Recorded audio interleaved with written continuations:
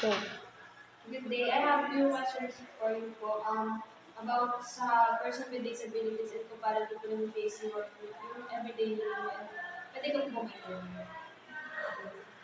Una is, ano ang mga nagbibigay ng motivation sa iyo bilang isang mag-aaral na magpatuloy sa pag-aaral sa kabila ng pinagdadaanan ng nakapasama?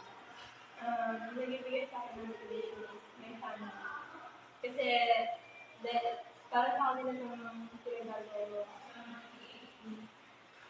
Second is, anong mga challenges mga naranasan mo dahil sa kalagayan mo?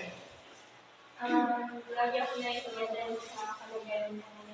And, gawa ko lang ako sa oras sa araw-araw sa pagpapasok ng kailangan mo pang masagawa mo dahil sa pagpapasok.